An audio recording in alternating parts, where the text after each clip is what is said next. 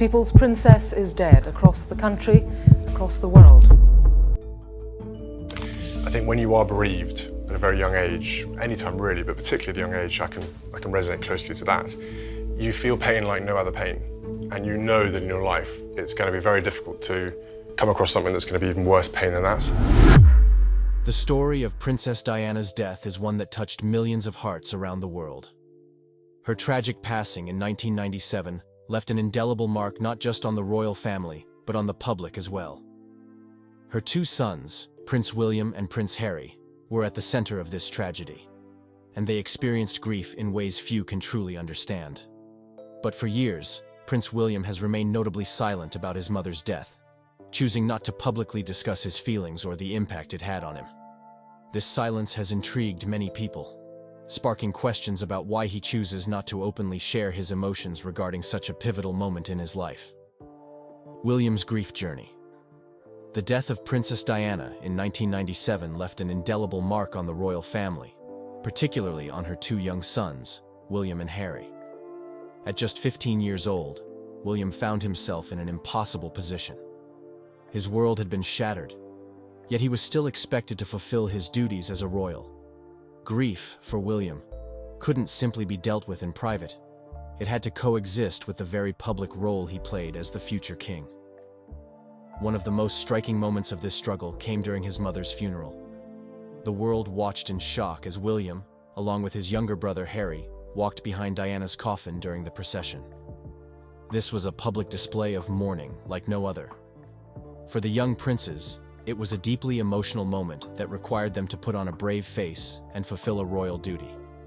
Imagine the weight on their shoulders, grieving the loss of their mother while knowing millions of people were watching, their every step scrutinized by the press.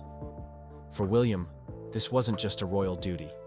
It was a moment that forced him to balance his personal grief with the expectations placed on him as the future monarch. As he walked behind the coffin, there were mixed emotions: sorrow, anger, and perhaps a deep sense of duty to his mother's memory. While the world mourned Diana, for William, this was a personal, raw experience that few could truly understand. Over the years, William has rarely spoken about his grief in public. However, when he has shared his feelings, it's been an emotional experience for both him and his audience. In a 2017 BBC documentary marking 20 years since his mother's death, William opened up about the confusion and pain he felt during those early days of grief. He described how, at the time, he couldn't fully process what had happened. Like many who experience sudden loss, William was left questioning why this had to happen to him and his family. "I remember just feeling completely numb, disorientated, dizzy," William said in the documentary. For a young boy of 15, the loss of his mother in such a violent and sudden manner was almost too much to comprehend. The emotional confusion he felt then was something that stayed with him for years as he struggled to make sense of the pain. It was clear that, for William, the grief wasn't something that could easily be explained or understood in words. It was a process, one that would take years to unravel. This deep emotional conflict continued for years as William tried to navigate life as both a grieving son and a future king. In interviews, he has often mentioned how difficult it was to reconcile the private side of his emotions with the public role he was expected to play. There's a powerful contrast in these reflections. On one hand, he was a young man mourning the loss of his mother, and on the other, he was part of the royal family, expected to uphold the dignity and traditions of his position. The tension between these two sides of his life was undoubtedly overwhelming at times. Despite the public nature of his life, Prince William has always emphasized the importance of privacy in his grief journey. In fact, he has often spoken about how critical it was for him to have space away from the media and public attention during those early days after Diana's death. Obviously, back then, we didn't have smartphones or constant media coverage. We were fortunate to have the privacy to mourn, to collect our thoughts, and to have that space away from everybody, William said in the 2017 BBC documentary. This privacy, granted by the royal family, was a rare gift. It allowed William to process his emotions without the added pressure of being in the public eye. In many ways, it gave him the chance to just be a boy who had lost his mother, rather than a royal figure who was expected to be strong for the public. This sanctuary was invaluable as he navigated the complexities of grief, away from the constant scrutiny of the media and the royal duties that often left him little time for himself. William has mentioned that the role of his grandmother, Queen Elizabeth II, in helping shield him from the overwhelming media coverage during this time was crucial. In one interview, he recalled how his grandmother made an effort to protect him and Harry from seeing the intense media frenzy surrounding their mother's death. It was a tough decision for the Queen, balancing her responsibilities as monarch with her love and care for her grandchildren, but it was one that gave William and Harry a chance to mourn privately. Another aspect of William's grief journey that he shared with the public is how he found solace in nature, especially in the Scottish outdoors. After hearing the devastating news of his mother's passing, William was at Balmoral Castle, the royal family's residence in Scotland. In a speech many years later, William spoke about how the Scottish countryside offered him a sense of peace and refuge during those dark days.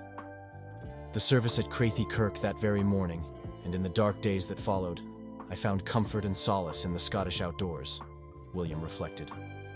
The beauty of the Scottish landscape provided him with an emotional escape, a place where he could process his feelings in peace, away from the chaos of royal duties and the media frenzy. For William, the hills and forests of Scotland became more than just a backdrop for his grief. They became a sanctuary, a place where he could feel a little closer to his mother and a little further from the overwhelming sadness that clouded his life at the time. This connection to Scotland remains significant for William even today. As an adult, he continues to speak fondly of the country, acknowledging that it holds both some of his happiest memories and some of his saddest. It was in Scotland that he first met his wife, Kate Middleton, and it remains a place where he and his family retreat for both joy and reflection. But the bond that William feels to Scotland, especially in the wake of his mother's death, is undeniable. The outdoor spaces offered him a break from the demands of royal life and gave him a safe place to process his grief. Changing narrative. Over time. For most of Prince William's life, the public rarely heard him speak about the tragic death of his mother, Princess Diana. His reluctance to address such a personal and painful loss became one of the mysteries of his royal life. Why did the heir to the British throne, often seen as open and approachable, choose to stay quiet about the death of the woman who had shaped much of his early years? For years, this silence sparked much speculation and curiosity among royal watchers and the general public. What was really going on behind closed doors? In the years following Diana's tragic passing in 1997, William, then just 15 years old, seemed to bury his emotions. Like many people who experience such an overwhelming loss at a young age, he was left to grapple with grief in a deeply private way. The media, in particular, was eager for any hint of what the prince might say about his mother's death. But William, who was just stepping into the role of a young royal, had other priorities. His focus, understandably, was on dealing with his grief in private. In the early years, his silence could have been attributed to a combination of personal choice and the nature of the royal family's approach to public life. The royal family, historically, has not been known for openly discussing personal emotions or grief. The Windsors, often seen as the epitome of stoicism, maintained a strong sense of duty, which meant that personal suffering was rarely displayed for public consumption. For William, this cultural expectation likely added to the weight of his grief. How could he speak openly about his mother when there were so many royal duties to attend to, and so many eyes watching him? However, as time passed, something began to shift.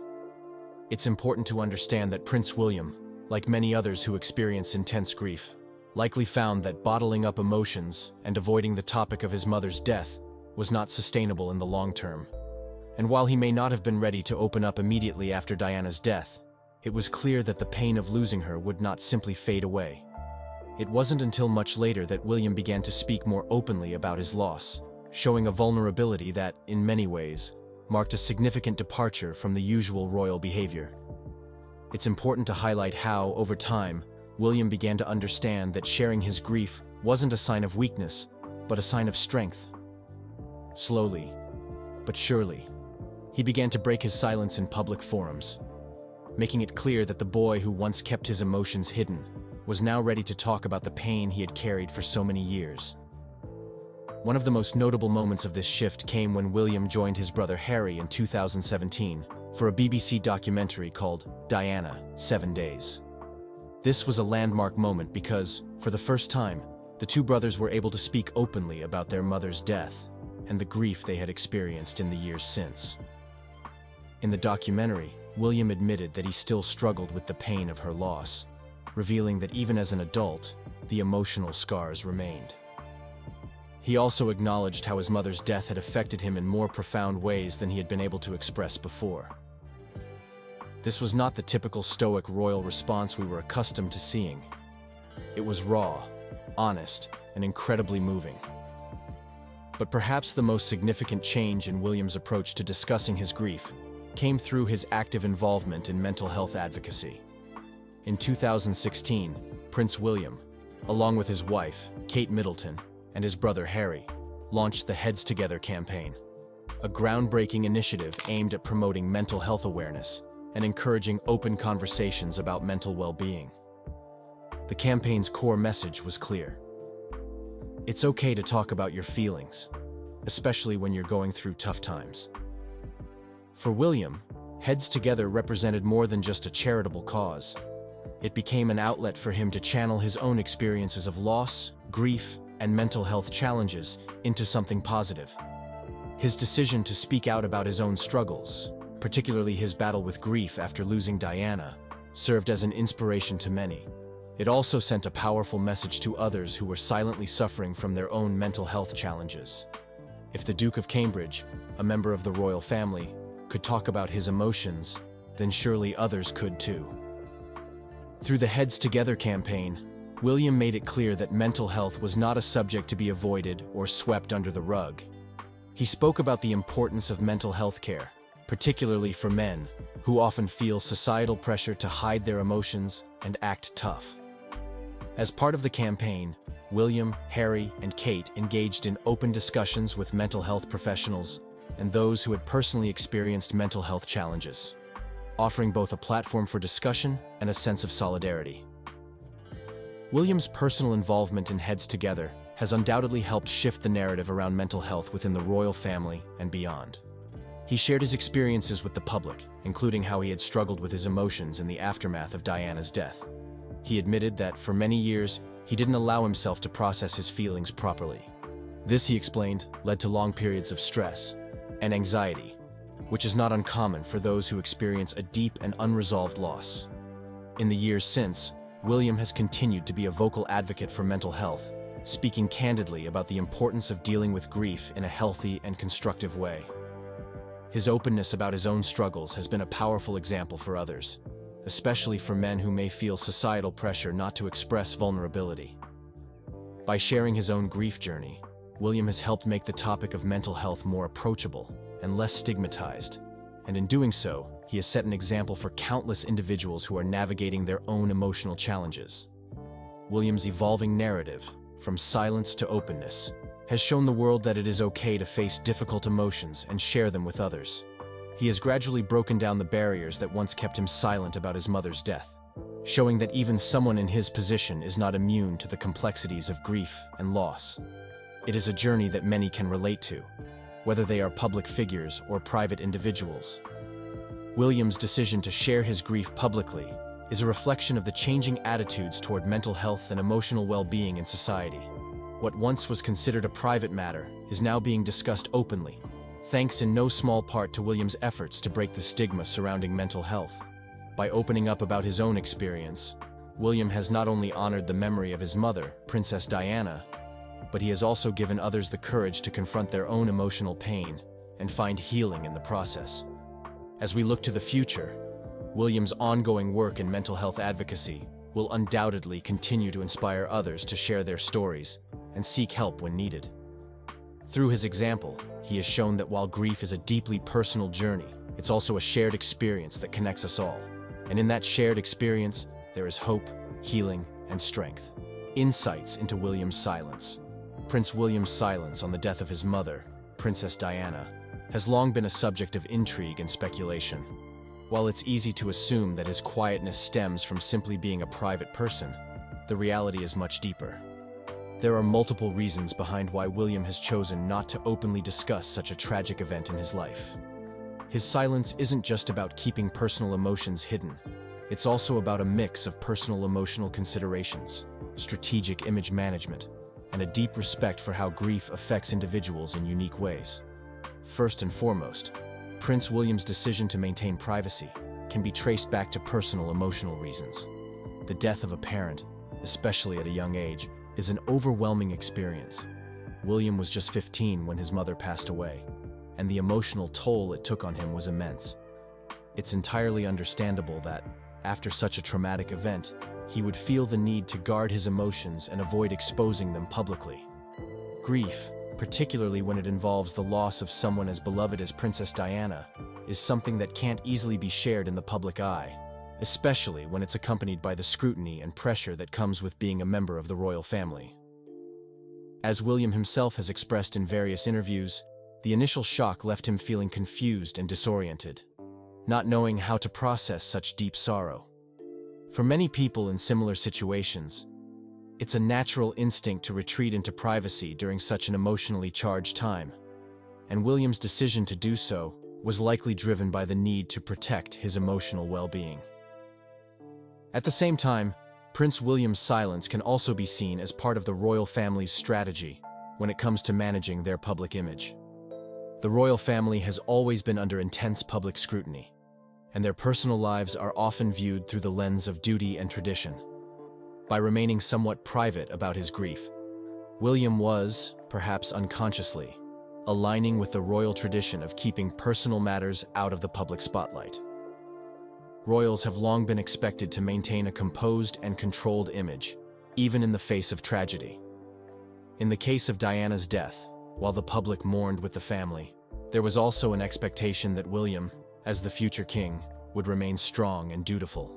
Public displays of grief were complicated by his royal status, and the family often finds itself in the delicate balance between showing emotion and fulfilling their royal roles. This sense of duty likely influenced William's decision to stay silent, at least publicly, as he navigated the immense personal loss while fulfilling his responsibilities. However, there is another layer to his silence: respect for the grieving process. Grief is not a one-size-fits-all experience. It affects people in different ways, and no two people cope with loss the same way. For Prince William, grieving his mother was undoubtedly a personal and private journey. He has been open about how difficult it was to find comfort in such a painful time, but he also emphasized how important it was for him to deal with his emotions on his own terms. This respect for personal grief is something that many can relate to, regardless of their status. People who go through profound loss often find solace in solitude or in other ways that may not be visible to the public eye.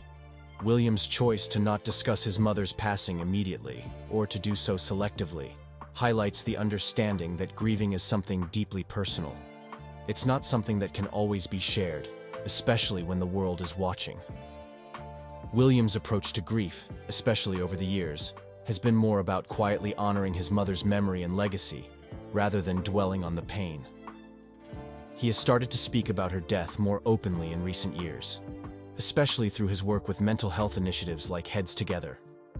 This shift has allowed him to frame his grief in a way that could help others who are struggling with loss, making it a way to connect rather than to publicly mourn. In doing so, he has gradually opened up about his emotions, but in a way that feels right for him, slowly and on his own terms. This speaks to a larger point about the royal family's evolving attitude toward mental health and emotions, with William becoming more of an advocate for others who may be grieving in silence, just as he did. The bottom line is that Prince William's silence about his mother's death should not be seen as indifference or avoidance. Instead, it reflects a complex mix of emotional protection, royal duty, and respect for the unique ways people grieve. It's a reminder that grief is not something that can always be shared in a public space. It's deeply personal and varies greatly from person to person. As time has passed, William and Harry would continue to carry the weight of their mother's death with them. For William, his grief was something he buried deep within himself for a long time. As a teenager, he felt the pressure to be strong and composed, both for his family and for the public. His duty as a future king meant that he couldn't afford to let his emotions take over. It was only much later, as an adult, that he began to open up more about his grief and the impact it had on him. The royal family's response to Diana's death was shaped by a complex mixture of personal grief and public duty. While the Queen's efforts to protect William and Harry were crucial during the early days, it was clear that there was no easy way for the young princes to process such a monumental loss. The experience of grief, especially for someone as young as William, is never linear. It is a journey that is personal, sometimes private, and often difficult to navigate. And for William, as he later acknowledged, it would be a long time before he could fully process the depth of his loss and what it meant for his life moving forward. Now, we want to hear your thoughts. Do you think Prince William's silence was the best way to cope with his grief? Or do you believe he should have spoken more openly about it? Drop a comment below to share your perspective. And if you enjoyed this video, don't forget to give it a thumbs up and share it with others who might find this story just as captivating. Be sure to subscribe to our channel so you never miss out on more royal insights. A historical perspective, which is slightly different, maybe more realistic. No, the historical perspective, it just goes back a lot further. The British royal family thrives on tradition. Centuries-old customs, strict rules, and titles that carry deep meaning. But every now and then, something happens that takes everyone by surprise. Something that shakes the foundation of what we thought we knew. Princess Anne, a figure admired for her unwavering dedication and no-nonsense approach to duty, has always been a symbol of stability within the royal fold. Yet, her latest decision has left the world stunned. In a move no one could have predicted, Princess Anne gave up her royal title, one that she has carried with grace and pride for decades, and passed it on to young Princess Charlotte. This wasn't just a symbolic gesture. It was a decision rooted in strategy, legacy, and perhaps even love. What led Anne to step away from a title so deeply tied to her identity? And why was Charlotte chosen to inherit this honor, especially at such a young age? The historical context of the Princess Royal title. The title Princess Royal is one of the most prestigious within the British monarchy. It's not just a title, but a legacy that carries centuries of history, responsibility, and royal duty. First created in 1642 by King Charles I for his daughter, Princess Mary, the title was intended to be given to the eldest daughter of the reigning monarch. Over the years, it has evolved into a symbol of the royal family's commitment to duty, public service, and responsibility. However, it has never been a role to take lightly. Being granted the title of Princess Royal means assuming a public role that requires dedication to royal duties, charity work, and representing the monarchy on the world stage. It is a significant title not only because of its history, but also because of the weight of the responsibility that accompanies it. It's a position that links the royal family's past with its future, a symbol of continuity and stability. But as with all things in the monarchy, change is inevitable, and the passing of this title often signals deeper shifts within the royal family itself. Anne's long tenure and her role as a symbol of duty and sacrifice. One name immediately comes to mind when thinking of the Princess Royal title, Princess Anne. Since being appointed Princess Royal in 1987, Anne has made the role her own, taking it to new heights of dedication and service. For over 3 decades, Anne has been an unwavering symbol of duty, doing the hard work without ever seeking the spotlight. Her commitment to the royal family and the causes she cares about is unparalleled. From her tireless charity work to her numerous public engagements, Anne has embodied the role of Princess Royal in a way that has earned her the respect of the British public and around the world. Anne has never been one to shy away from a challenge, and over the years, her work ethic has been remarkable. She's often seen attending events and representing the royal family without ever making it about herself. Unlike other royals, who have occasionally stepped back from their duties or embraced more modern roles, Anne has remained steadfast in her commitment to public service, becoming one of the hardest-working members of the royal family. But now, the time has come for a change. Princess Anne, after her long tenure, is passing the baton of the Princess Royal title to a new generation. This shift, raises some critical questions. Why now? What does this mean for the future of the monarchy? And more importantly, why has the title been passed to a child? The decision to bestow the title on Charlotte. The decision to bestow the Princess Royal title on Princess Charlotte, who is only 9 years old, has sent shockwaves through the royal community. Why would the royal family choose to pass such a weighty title to a child, especially after Anne's long tenure? What does this mean for Charlotte herself, and how will it shape her future? For Charlotte, being given this title is a huge responsibility.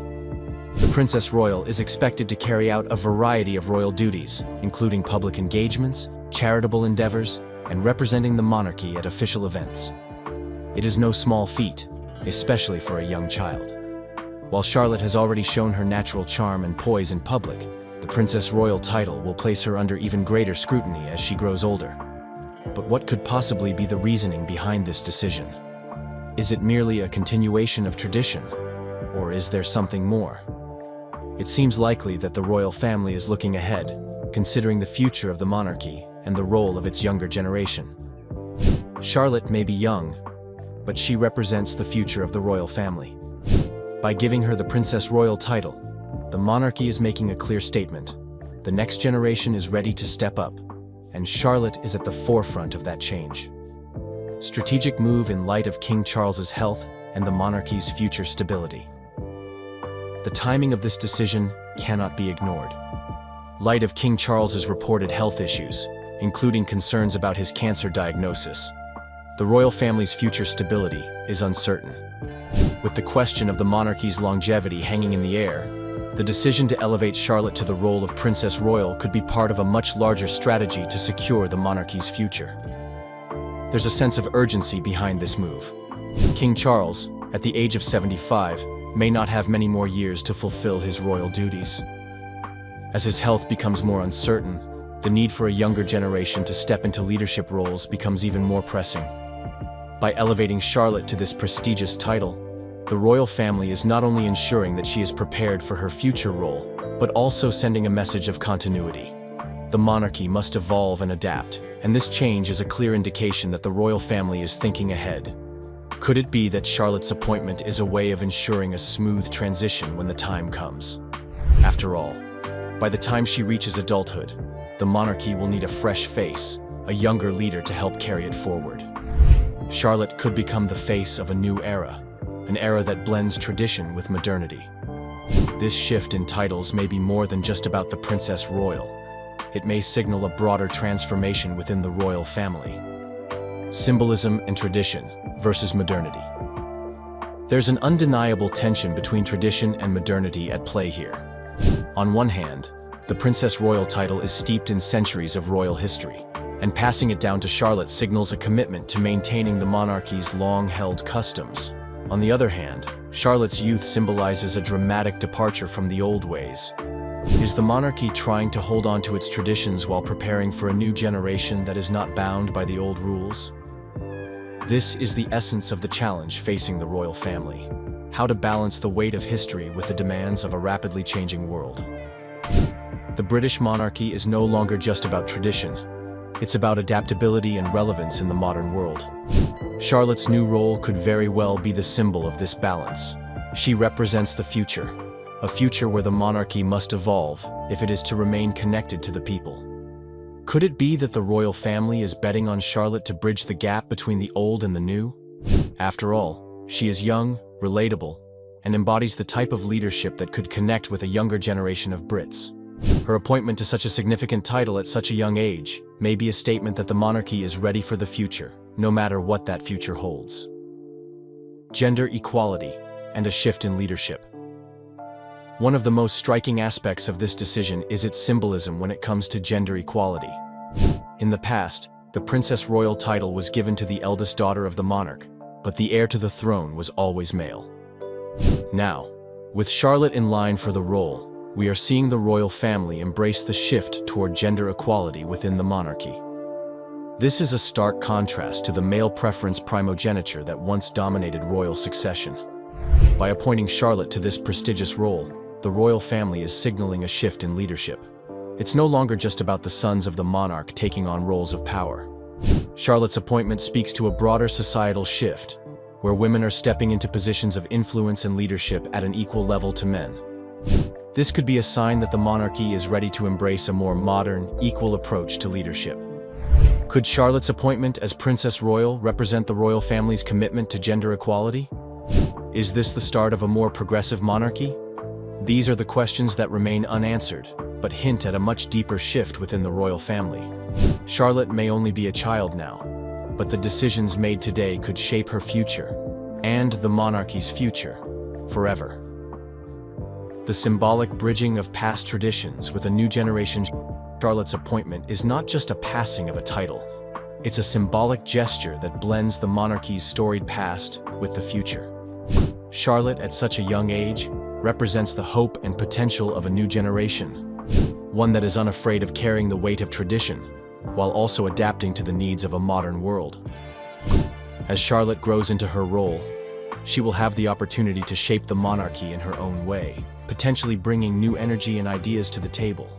Could she become the symbol of a royal family that embraces its history, but also recognizes the importance of evolving with the times? There's no question that the royal family is evolving, and Charlotte's new title is just the beginning of that transformation. Is Charlotte the future of the monarchy? Will she carry the weight of the Princess Royal title into a new era, one that blends tradition with modernity? Only time will tell. But one thing is certain: the monarchy is changing, and Charlotte may very well be at the heart of that change. The role of Charlotte in the line of succession. Princess Charlotte is now firmly secured as the fourth in line to the British throne, a position that has dramatically reshaped the expectations for her future. Her standing in line has been significantly impacted by a key legal change that took place in 2013, the end of male preference primogeniture. Before this law change, the firstborn son would inherit the throne, regardless of any daughters born afterward. This meant that Charlotte's older brother, Prince George, would always have taken precedence over her in the succession. However, the 2013 law, known as the Succession to the Crown Act, made a groundbreaking shift. Now, the firstborn child, whether male or female, has the same claim to the throne. This means Charlotte's spot as the fourth in line is secure. And it's not just her royal blood that makes this important. It's the very message this law sends about gender equality. Why is this such a monumental moment? The 2013 reform wasn't just a technical change. It was a giant leap for gender equality within the monarchy. Charlotte's position in the line of succession highlights how far the institution has come in adapting to the times. The royal family, once stuck in centuries-old traditions, now stands as a symbol of how things can change. Charlotte is a living testament to this shift, and her place in history as one of the future monarchs embodies the royal family's willingness to embrace change. But let's not forget that Charlotte's role is not just about the throne. It's about how she will be raised and prepared for such a momentous role. Growing up as a royal means balancing the incredible weight of duty with the challenges of a childhood that the public will scrutinize at every turn. How will she manage? Charlotte is still young, only 9 years old, yet the expectations for her future are already higher than most could fathom. The royal family, especially her parents, Prince William and Kate Middleton, have made it clear that their children will be raised with a sense of normalcy. Despite their position in the spotlight, they are determined to give Charlotte as much of a normal childhood as possible. It's a delicate balance.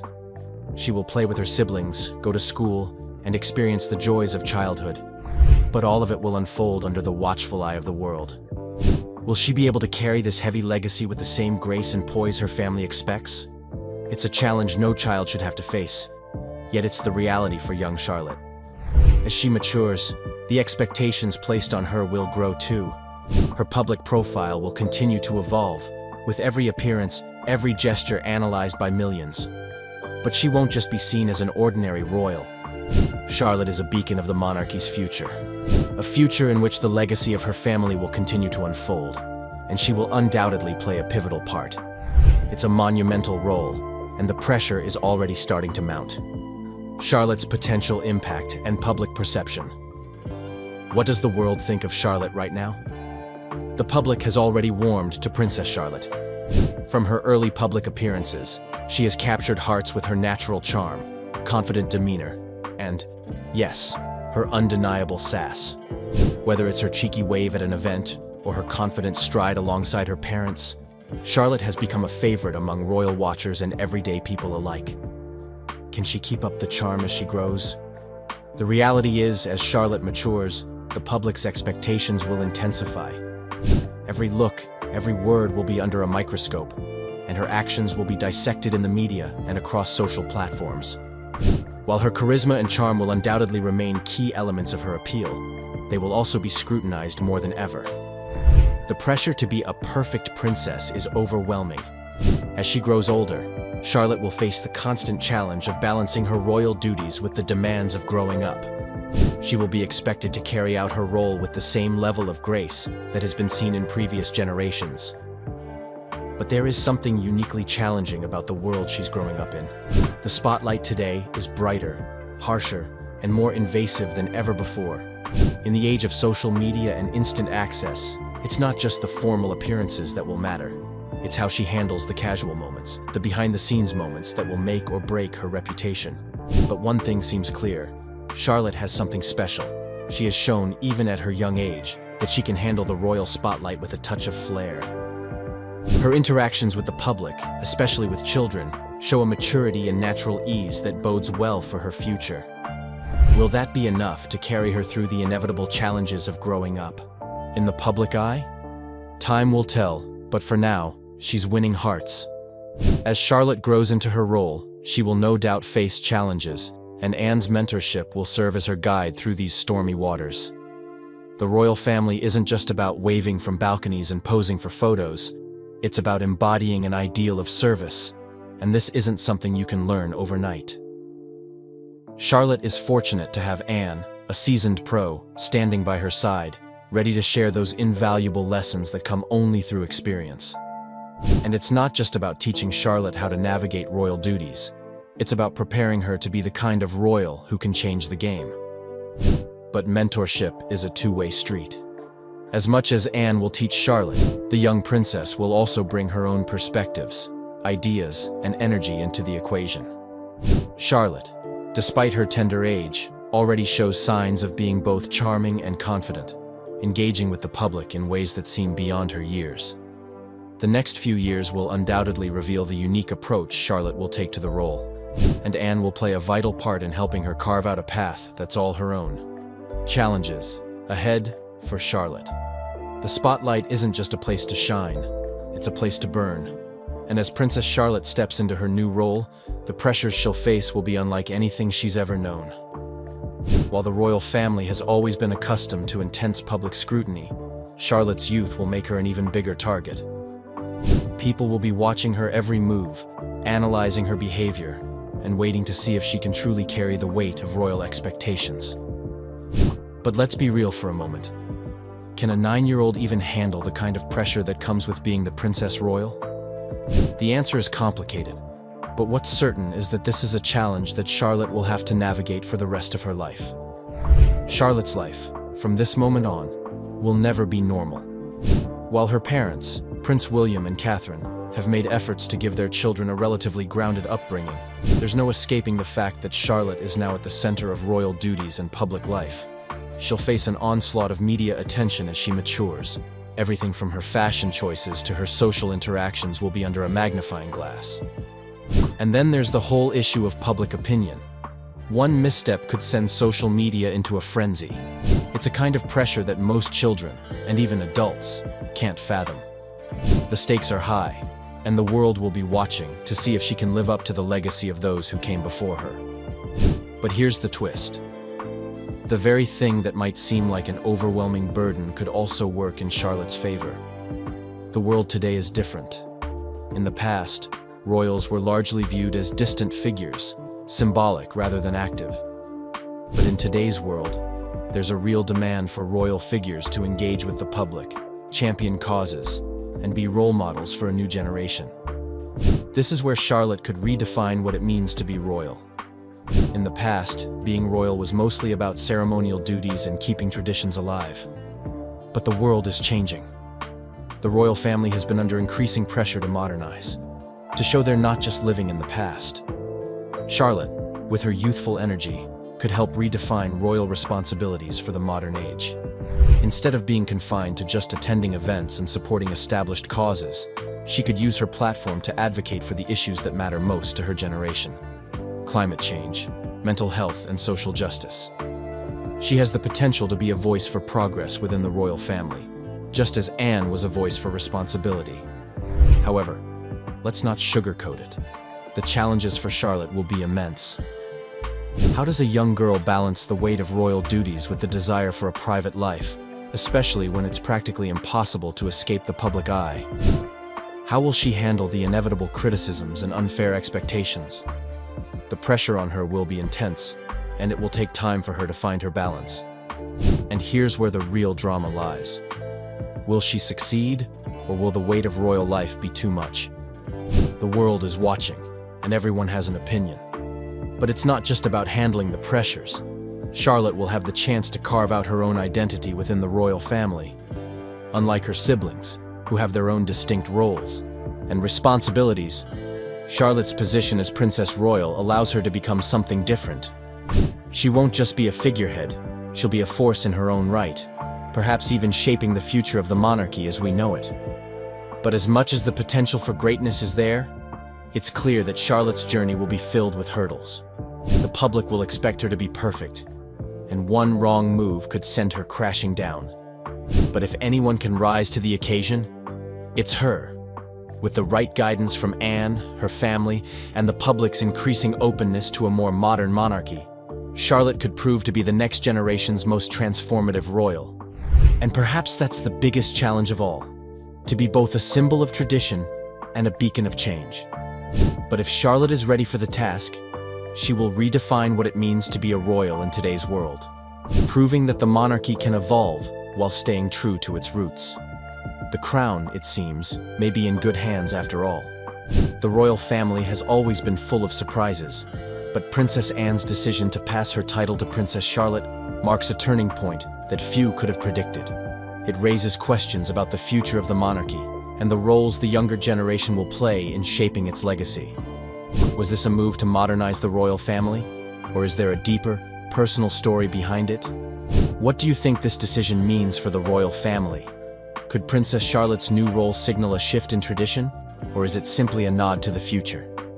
Let us know your thoughts in the comments below. And don't forget to like this video, subscribe to the channel for more royal updates, and hit the notification bell so you never miss a story that's changing history.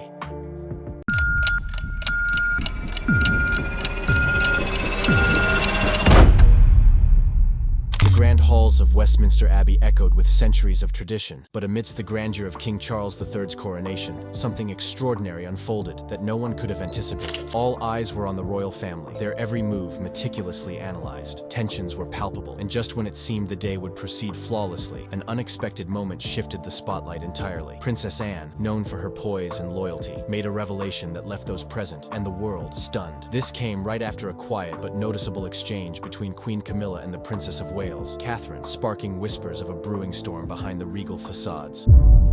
Tensions between Camilla and Catherine. The relationship between Queen Camilla and Catherine, Princess of Wales, has been the subject of much speculation over the years. As key members of the royal family, their interactions are often closely observed, and recent events have only added fuel to the fire of rumors about underlying tensions. While both women have been cordial in public, subtle gestures and past incidents suggest a more complicated dynamic behind closed doors. Camilla's journey to becoming queen consort was far from smooth. Her marriage to King Charles III came after decades of controversy surrounding their relationship, particularly given its overlap with Charles's marriage to the beloved Princess Diana. Public opinion on Camilla has shifted over time, with some recognizing her efforts to support Charles and the monarchy, while others remain critical of her role in the family. Her ascension to queen consort elevated her status, but it also brought new challenges, particularly in navigating relationships with other senior royals, including Catherine. Catherine, on the other hand, has become one of the most popular royals. Her poise,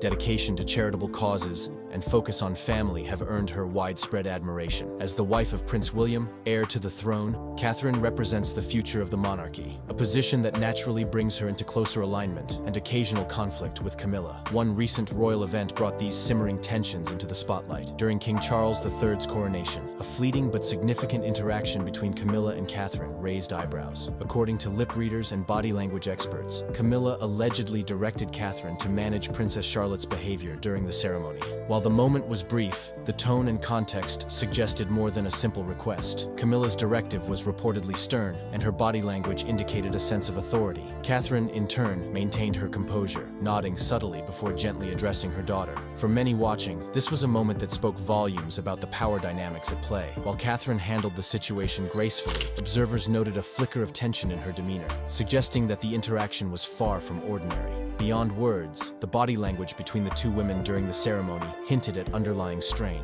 Camilla appeared confident and assertive, her gestures conveying a commanding presence befitting her new role as queen consort. In contrast, Catherine's movements were measured and deliberate, exuding quiet restraint. Observers noticed that the two women maintained a noticeable physical distance throughout the event, which many interpreted as a sign of emotional distance as well. Small details, such as fleeting glances and carefully neutral expressions, further fueled speculation. For instance, during a key moment in the ceremony, Catherine's gaze remained focused on her children and the proceedings, rarely straying toward Camilla. The contrast between Camilla's commanding demeanor and Catherine's calm reserve painted a picture of two women navigating a delicate balance of power within the royal family. The coronation moment wasn't an isolated incident, it was part of a larger context of historical tensions between Camilla and Catherine. As queen consort, Camilla has worked to solidify her position within the monarchy, a task complicated by the lingering shadow of Diana's legacy and the public's enduring affection for Catherine. Over the years, subtle signs of friction have emerged, including reports of disagreements over royal duties and differences in approach to family matters. Catherine's style as a modern royal, emphasizing emotional connection and relatability, sometimes contrasts with Camilla's more traditional approach. This difference was highlighted during preparations for the coronation,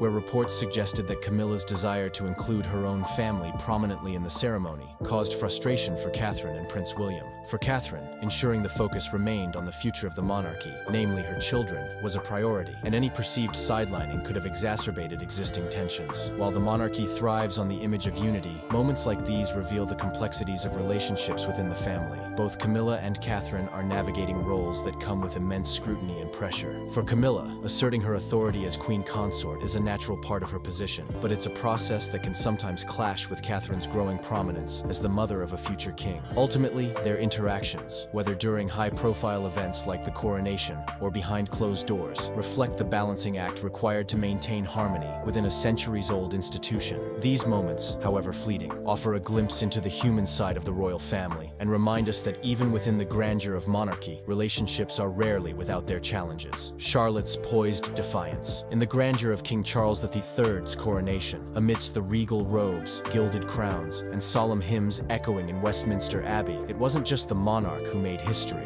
Princess Charlotte, the young daughter of Prince William and Catherine, the Princess of Wales, quietly stole the show with her calm yet decisive actions. Though she is only 8 years old, Charlotte demonstrated a composure and awareness that belied her age. Her poised defiance during the day subtly but significantly reframed the public's perception of her role in the royal family. The first hint of Charlotte's inner strength came during an interaction that could have easily been overlooked in the vastness of the ceremony. Amid the choreographed perfection of the event, tension brewed beneath the surface. Queen Camilla, now crowned alongside King Charles, had reportedly directed Catherine to manage Charlotte during a moment of distraction. Lip readers who analyzed the footage claimed that Camilla, in a quiet but firm tone, said, "Take her," referring to Charlotte. Catherine, ever the composed royal, nodded gracefully and gently redirected Charlotte's attention. Charlotte, however, didn't crumble under the weight of public scrutiny or the tense moment unfolding around her. Instead, she exhibited remarkable self-assurance. Observers noted her composed demeanor as she glanced at her mother, who subtly reassured her with a calm presence. Charlotte's whispered response reportedly reportedly was, "It's fine, Mommy." This brief remark spoke volumes about her ability to maintain poise in a high-pressure situation, especially one as significant as the coronation of her grandfather. But Charlotte's defining moment came later during the ceremonial bow to King Charles. This act, steeped in royal tradition, involved all family members paying their respects to the newly crowned monarch. Charlotte, alongside her family, rose to perform the customary gesture. However, it was here that her actions quietly diverged from expectation. While she bowed with perfect decorum to King Charles, as protocol required, she conspicuously refrained from acknowledging Queen Camilla in the same manner. This small, deliberate choice resonated powerfully. To many, it might have seemed an insignificant gesture, or perhaps even a momentary lapse in a young child's focus. However, the context added layers of meaning. In the wake of Camilla's earlier scolding of her mother, Charlotte's refusal to bow was perceived as a subtle yet pointed statement. According to some lip readers, Charlotte had softly told her mother just before the bow, "I'll do it, but not for her."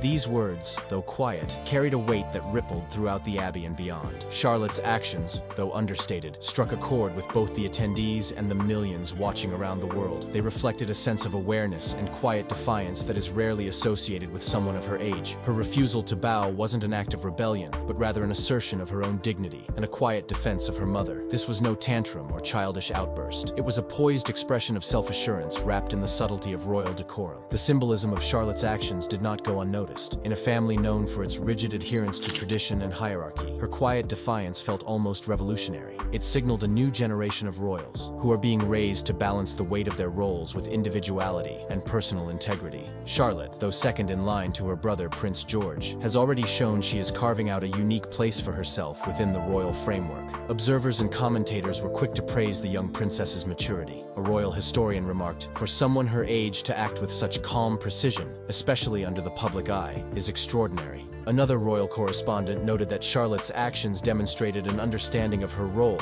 and a willingness to stand firm, even in challenging circumstances. Comparisons were even drawn to her grandmother, the late Princess Diana, who was known for her blend of grace and quiet strength in the face of adversity. For her parents, this moment undoubtedly reinforced the values they've instilled in their children. William and Catherine have long been praised for raising their children with a focus on kindness, integrity, and emotional intelligence. They are known for encouraging open communication and teaching their children to express themselves within the boundaries of royal duty. Charlotte's actions seem to reflect this upbringing, balancing respect for tradition with a sense of individuality. The incident also brought renewed attention to the dynamics within the royal family. While much of the day was focused on celebrating King Charles's ascent to the throne, Charlotte's poised defiance became a significant talking point. It shed light on the nuanced relationships between senior royals, particularly Catherine and Camilla, and the broader challenges of navigating authority and respect within the family. For Queen Camilla, the moment may have been a humbling reminder that respect cannot be commanded by title alone. While her rise to queen consort has been marked by public and private challenges, this interaction highlighted the delicate balance she must navigate within the family. Charlotte's quiet defiance seemed to underscore a broader truth about the monarchy,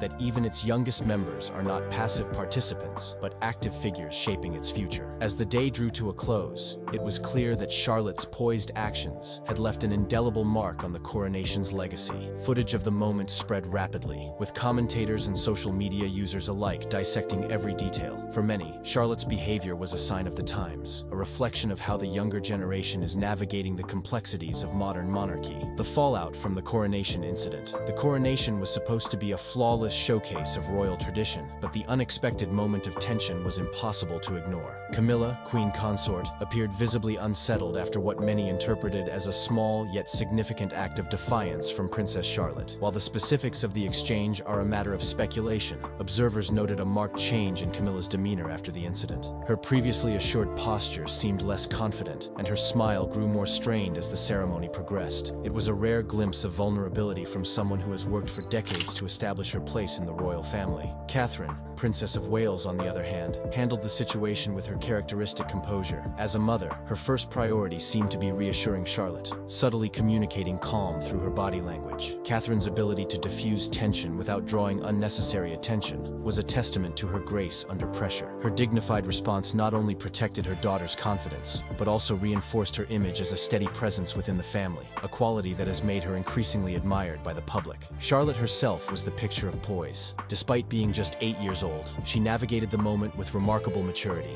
Her composed demeanor under the watchful eyes of millions highlighted the kind of upbringing she has received, one focused on balancing royal expectations with individuality. Charlotte's calm, quiet confidence drew praise and attention, making her one of the day's unlikely standouts. The fallout from the incident extended far beyond the personal emotions of the day. It reignited long-standing conversations about Camilla's role in the royal family and the degree to which she has been accepted by both its members and the public. For decades, Camilla has been a polarizing figure, often seen in the shadow of Princess Diana's enduring legacy. While she has worked tirelessly to win public favor, the coronation made it clear that not all within the royal household regard her authority as absolute. Camilla's strained interactions with Catherine during the event served as a stark reminder of the delicate power dynamics at play. Catherine's ability to maintain her poise without yielding ground demonstrated the quiet strength she brings to her role. As the future queen, she is already emerging as a figure who commands respect, not through force but through dignity and stability. This contrast between Camilla's sometimes assertive approach and Catherine's calm demeanor has deepened public perceptions of the two women, positioning Catherine as a stabilizing force in the monarchy. The event also highlighted the generational shift underway within the royal family. Catherine and William's parenting style, which emphasizes emotional intelligence and open communication, was evident in how Charlotte handled herself. This approach, which is a marked departure from the more traditional and reserved methods of past generations, reflects the couple's effort to modernize the monarchy while maintaining its traditions. Charlotte's poise during the coronation was not just a personal triumph, but a signal of her potential future role within the royal framework. While her older brother, Prince George, is destined to inherit the throne, Charlotte's position as second in line carries its own unique weight. Her ability to navigate such a high-pressure moment suggests she is being prepared to play a significant role in supporting the monarchy's future, one that may challenge traditional notions of what it means to be a royal. For Camilla, the coronation was supposed to be the culmination of years of work to secure her place in the monarchy. Instead, the incident with Charlotte underscored the fragility of her position. While she has earned a degree of public acceptance, moments like this one serve as reminders that her journey to full integration within the royal family is ongoing. Camilla's interactions with other senior royals, particularly Catherine, have often been a subject of public fascination. Their relationship appears professional in public, but tensions have occasionally surfaced in subtle ways. The coronation provided one such moment, and the public's interpretation of it has not been favorable to Camilla. Many viewed Charlotte's defiance as a symbolic rejection of Camilla's authority,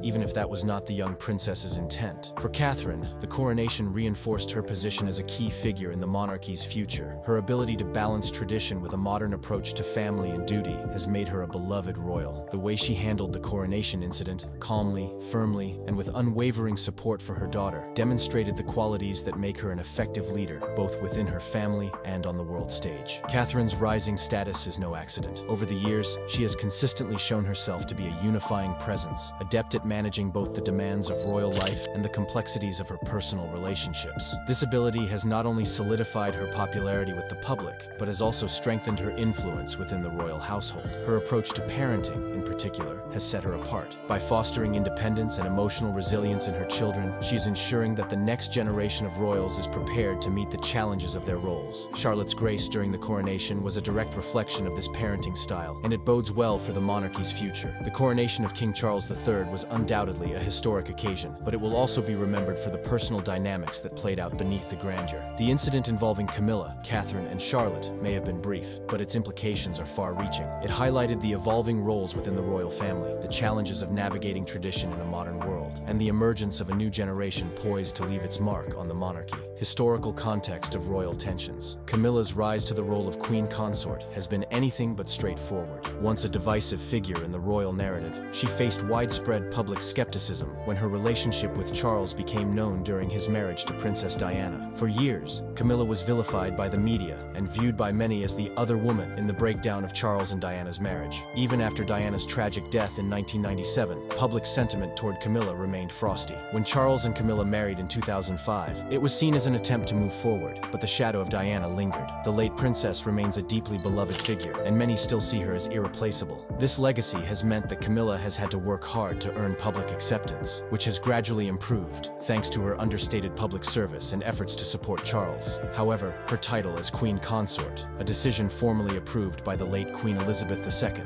continues to spark debate among those who view her role with skepticism. The legacy of Diana, Princess of Wales, has loomed large over the royal family for decades. Diana was known for her warmth, compassion, and relatability, qualities that endeared her to millions worldwide. Her ability to connect with people, particularly through her charity work, set a new standard for the monarchy. For many, Diana represented a modern, human touch within a deeply traditional institution. Camilla, by contrast, has had a more reserved public persona. Comparisons to Diana are unavoidable and often unfavorable. While Camilla has gained respect in recent years, she has never matched Diana's level of adoration. This disparity has fueled ongoing skepticism about her role. Critics often question whether she embodies the values that Diana brought to the monarchy, and this scrutiny has shaped her interactions with both the public and other members of the royal family. Camilla's relationships with Prince William and Prince Harry have reportedly been fraught at times. Both princes were deeply affected by their parents' turbulent marriage and Diana's untimely death. As adults, William and Harry have maintained outwardly cordial relationships with Camilla, but insiders suggest that underlying tensions persist. William, as the future king, has a closer working relationship with Camilla, but it has been described as formal rather than familial. He is deeply protective of Diana's legacy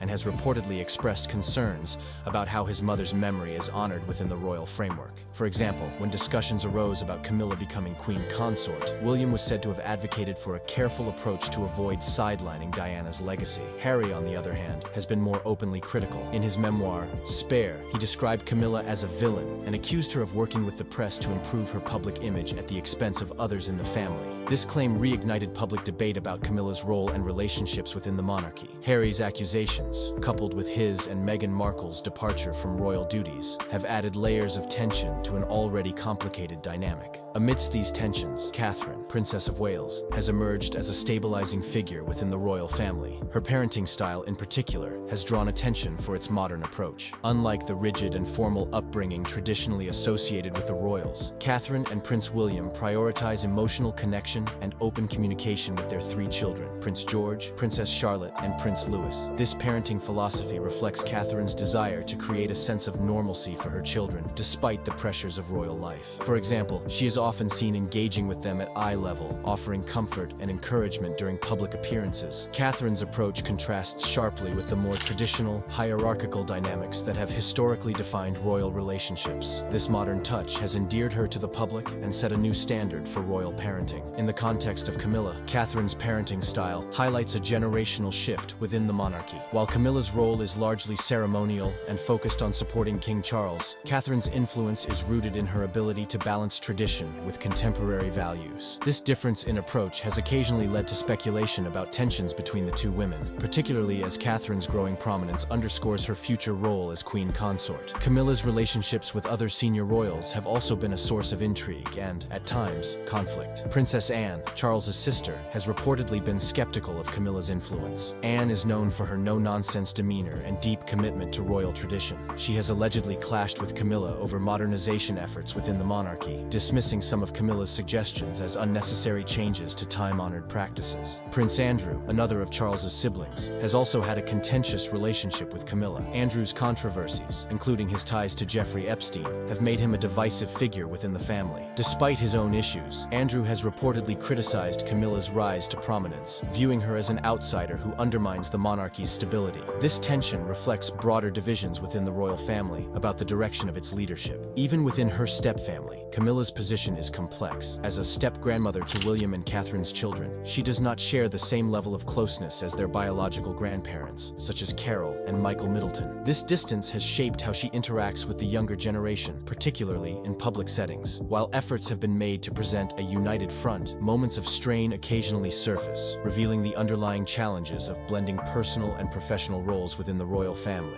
As the coronation concluded, the day's events left behind more questions than answers, with ripples that would be felt long after the grand ceremony. The royal family, always under the world's gaze, once again proved that beneath the crowns and titles, they remain a family navigating their own complexities. Moments like these remind us why the monarchy continues to fascinate, steeped in tradition, yet never far from intrigue.